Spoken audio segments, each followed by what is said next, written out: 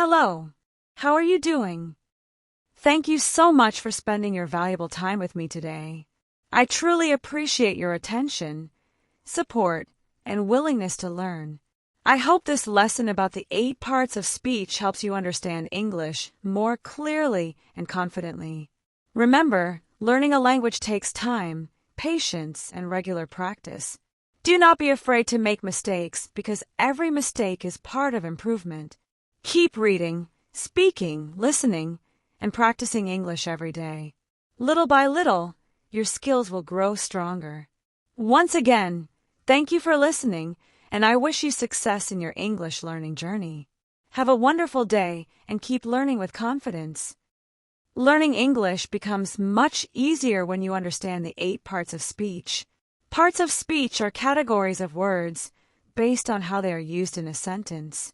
Every English sentence is made from these word groups.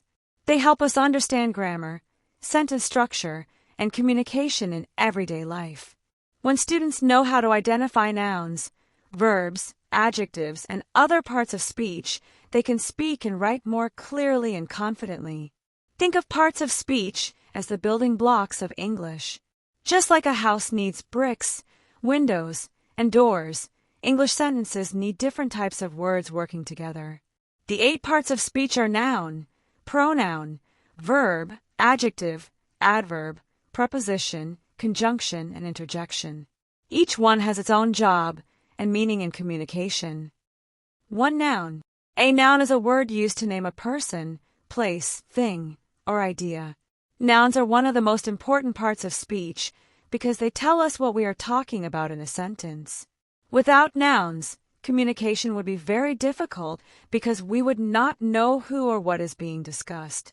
A noun can refer to people such as teacher, doctor, or student. It can also refer to places like school, market, or Cambodia. Things such as book, computer, and phone are nouns as well. Some nouns are ideas or feelings that cannot be touched, such as love, peace, or freedom. For example, in the sentence, the teacher reads a book, the words teacher and book are nouns. In another sentence, friendship is important. The word friendship is a noun because it names an idea. Nouns help form the subject and object of sentences, making them essential in both speaking and writing. 2 pronoun. A pronoun is a word used in place of a noun to avoid repeating the same word many times. Pronouns make sentences shorter, smoother, and more natural. Common pronouns include I, you, he, she, it, we, and they. Instead of repeating a person's name again and again, we can use a pronoun. For example, instead of saying Kevin is my friend, Kevin is kind, we say Kevin is my friend. He is kind. The word he replaces Kevin. In the sentence, Lisa has a cat. It is very cute. The pronoun it replaces cat. Pronouns are very common in everyday English conversation because they make communication easier and less repetitive. Learning pronouns helps English learners speak more fluently and naturally. 3 verb. A verb is a word that shows an action, activity, or state of being. Verbs are considered the heart of a sentence because almost every sentence needs a verb to express meaning. Action verbs describe what someone or something does, such as run, eat, study, write, or speak. For example, in the sentence, the students study English every day, the word study is the verb because it shows the action. Some verbs do not show action, but instead describe a condition or state. These are called state verbs, such as is, am, are, seem, and know. In the sentence, she is happy, the word is connects the subject to its condition.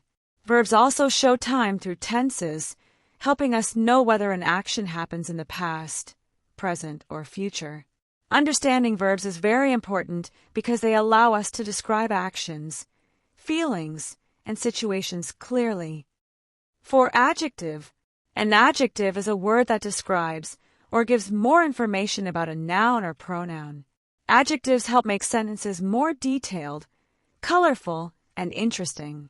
They can describe size, color, shape, number, quality, or feeling. Common adjectives include beautiful, small, tall, happy, and intelligent. For example, in the sentence, she wears a beautiful dress, the word beautiful describes the noun dress. In another sentence, the tall man is my uncle, the adjective tall gives more information about the man.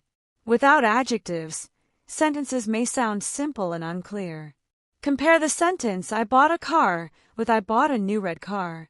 The second sentence gives a much clearer picture because of the adjectives new and red. Adjectives help listeners and readers imagine people, objects, and situations more clearly. 5. Adverb. An adverb is a word that modifies or describes a verb, an adjective, or another adverb. Adverbs often tell us how, when, where, or how often something happens. Many adverbs end in ly, such as quickly, slowly, and carefully, although not all adverbs follow this pattern. For example, in the sentence, she speaks English fluently, the adverb fluently describes how she speaks. In another sentence, the boy ran quickly, the adverb quickly explains how the boy ran. Adverbs can also describe frequency, such as always, often, or sometimes. In the sentence, I always drink coffee in the morning, the word always tells how often the action happens. Adverbs are useful because they add extra details and make communication more precise and expressive. 6. Preposition. A preposition is a word that shows the relationship between a noun or pronoun and another word in the sentence. Prepositions usually indicate place, direction, movement, or time. Common prepositions include in, on, at, under, between, and beside. For example, in the sentence, the book is on the table, the preposition on shows the relationship between the book and the table. In another example, we study in the classroom, the preposition in tells us where the action happens. Prepositions are also used for time, such as in the sentence, the meeting starts at 8 o'clock. Learning prepositions can be challenging for English learners because many prepositions have different meanings depending on the context. However, they are essential because they connect ideas and provide important information about time and location. 7. Conjunction. A conjunction is a word used to connect words, phrases, or sentences. Conjunctions help ideas flow smoothly and make sentences more organized. Common conjunctions include and, but, or, because, and although. For example, in the sentence, I like tea and coffee, the conjunction and connects two nouns. In the sentence, she was tired, but she continued working, the conjunction but connects two opposite ideas. Another example is, we stayed home because it was raining, where the conjunction, because explains the reason. Without conjunctions, sentences would sound short and disconnected. Conjunctions are important because they help speakers and writers combine ideas clearly and naturally. 8. Interjection. An interjection is a word or phrase used to express sudden emotion, feeling, or reaction. Interjections are commonly used in everyday conversations to show surprise, happiness, pain, excitement, or disappointment. Common interjections include wow, oh, ouch, hey, and hooray. For example, in the sentence wow, your English is excellent, the word wow expresses surprise and admiration. In another example, ouch, that hurts, the interjection ouch shows pain. Interjections are often followed by an exclamation mark because they express strong emotion. Although interjections are usually short words, they make conversations sound more natural, emotional, and lively. People frequently use them in spoken English to react quickly to situations or events. The 8 parts of speech are the foundation of English grammar. Each part has a special role in communication. Nouns name people and things. Pronouns replace nouns. Verbs show actions. Adjectives describe nouns, adverbs describe actions, prepositions show relationships, conjunctions connect ideas, and interjections express emotion. When these parts work together, they create meaningful and complete sentences. Understanding the parts of speech helps English learners improve speaking, writing, reading, and listening skills. The best way to master them is through daily practice, reading, conversation, and sentence building. Over time, learners will become more confident and fluent in using English naturally and correctly. Thanks for learning with us. If you don't catch these parts of speech, please listen to it for several times. Enjoy your day.